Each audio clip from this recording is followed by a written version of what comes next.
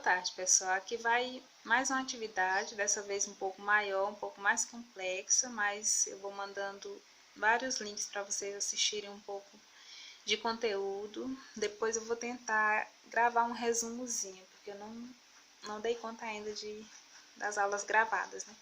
Mas vamos tentar, e os vídeos vão ajudar bastante vocês.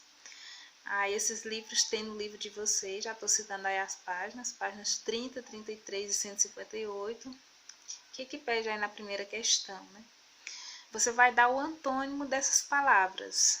Tem arriba, algumas, porque o assunto anterior a essa página fala de pontos turísticos, né? Fala da questão de localizações. Então, esses termos aí são usados nesses contextos que indicam localização. Então, arriba, acima, cerca, é perto. Qual é o antônimo de perto? Longe, né? Como é longe em espanhol? Aí vocês vão ter que dar uma pesquisadazinha, né? Em algumas, para fazer as traduções. Na segunda questão, em relação à proximidade. Para expressar a proximidade, ademais, ou seja, além de cerca de, se pode usar algumas expressões como junto a, ao lado de, ao lado de. Então, vocês vão analisar dessas três opções, qual que vai indicar contiguidade entre dois elementos. Essa contiguidade é uma relação mesmo de vizinhança, né, de proximidade bem evidente. Aí vocês vão analisar essa questão. Na terceira questão, a expressão delante de, que significa diante de, serve para especificar a posição física com respeito a uma pessoa ou coisa e denota prioridade de lugar na parte anterior. Então, marque a opção em que se usa outra expressão com sentido mais semelhante a ele, né? Ao diante de, delante de. Aí você analisa dessas três opções aí. Nessa quarta questão, nós temos aí uma maquete de uma praça, né? E alguns lugares que você vai usar, já tem as opções aí que vocês vão usar, no quadrozinho da página, né? Para indicar a localização. Por exemplo, o museu está... Qual a referência do museu em relação à biblioteca, né? Está detrás, ao final, ao lado. Aí vocês vão analisar aí direitinho. Passei aqui na página 158, se não me engano, do livro de vocês. Vem retomando um pouco dos demonstrativos, que era o assunto anterior, um dos, que eu só cobrei os possessivos naquela primeira atividade. Então, vem explicando aqui um pouco sobre os demonstrativos, né? Entre as funções dos demonstrativos estão os usos anafóricos e catafóricos. Aí o que vem a ser esses termos? Anáfora se refere à referência a algo que já foi mencionado no enunciado. Você tem aí os exemplos. El Guarani se habla no Paraguai. O Guarani se fala no Paraguai. Para eu não repetir o termo Paraguai, o que eu vou usar? O demonstrativo, né? Esse país lo tiene como língua oficial. Então, esse país tem o Guarani como língua oficial. Usei o esse para substituir um termo que já foi citado. O que foi citado? Que o Guarani se fala no Paraguai. A catáfora se refere à antecipação de algo que se vai dizer, né? Que ainda se escreverá. Quando ela cita aqui, estas são as últimas notícias. Estas são as últimas notícias. Quais são elas? Aí ele já vai indicar. El paro de los transportes empieza mañana. A parada dos transportes começa amanhã. Aí, os demonstrativos servem para indicar, marcar coisas, pessoas e acontecimentos. Podem servir também para situar algo no tempo. Vocês veem lá nas páginas iniciais do livro, onde se fala no assunto, né? Que tem relação direta com perto de quem fala, perto de quem ouve, ou longe dos dois. Que está explicando lá direitinho, tem a videoaula também. Quando ele fala aqui, para situar algo no tempo, este curso é o melhor de minha vida. Então, ele citou um curso algo que ele fez que ele está fazendo no presente. Durante esse tempo, pude aprender bastante. Então, ele cita algo que já aconteceu e em relação a ele vai falar: durante esse tempo, pude aprender bastante. Aí vocês vão completar essas questõezinhas aí.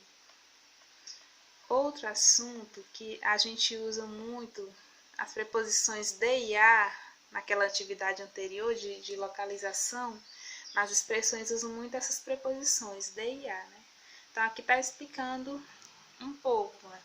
São muitos os usos das preposições de e a em espanhol. Então, nesta seção destacamos o seguinte: para indicar o ponto de partida ou de origem, se utiliza a preposição de.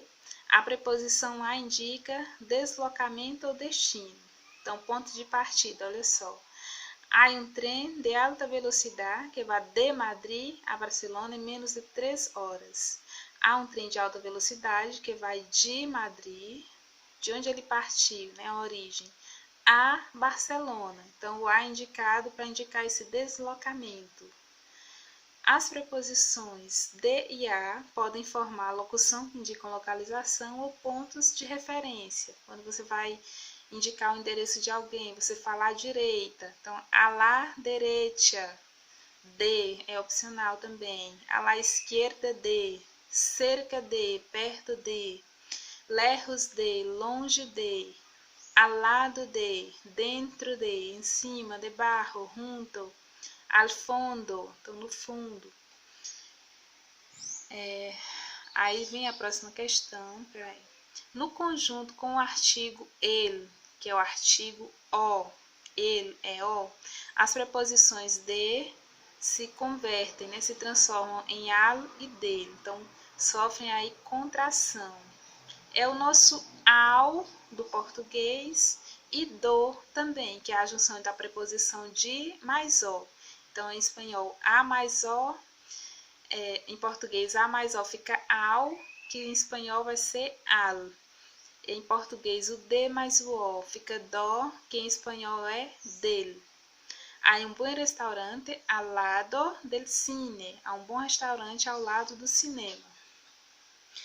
Aí vocês vão completar a próxima questão, completar adequadamente, utilizando todas as opções do quadro, sem repetir, né? Então, para ir ao centro, hay que girar a quê, né? Qual a expressão que melhor responde, né? Certamente vai ser o quê? A la derecha, e aí, girar, aí tem a continuação que não pegou direito aqui na fotografia. Mas eu vou consertar essa parte bem aí depois. Ou então vocês podem conferir direitinho aí no livro, mas é só vocês analisarem dentre as opções desse quadrozinho a que melhor responde cada questão. E depois completar com D e A, né? Es la primeira vez que vengo a este restaurante. Então, o contexto da frase também já ajuda a gente a compreender.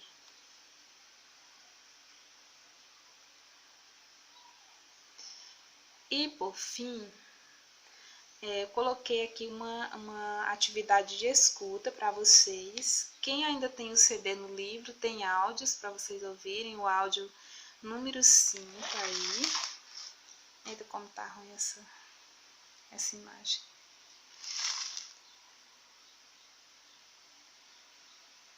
O áudio número 5. E esse textozinho para vocês completarem de acordo com o que vocês ouvirem. Aí depois tem uma pequena interpretação perguntando: que sonidos, ou seja, que sons de fundo se escutam na abertura do programa Afro-Hispanos? Para o escritor, que diferenças há entre escrever poesias em língua bubi e escrever em línguas dominantes? Que relação há entre o livro e a juventude do poeta? Segundo Boleque, né, que é o autor em questão, é o Bolequia Bolecá, que vocês vão ter a oportunidade de conhecer um pouco mais sobre a obra dele, tem aí na página do livro e podem também pesquisar na internet. É o Justo Bolequia Bolecá. Segundo Bolequia, que importância tem para os povos africanos a escrita de um livro como o seu, na língua africana?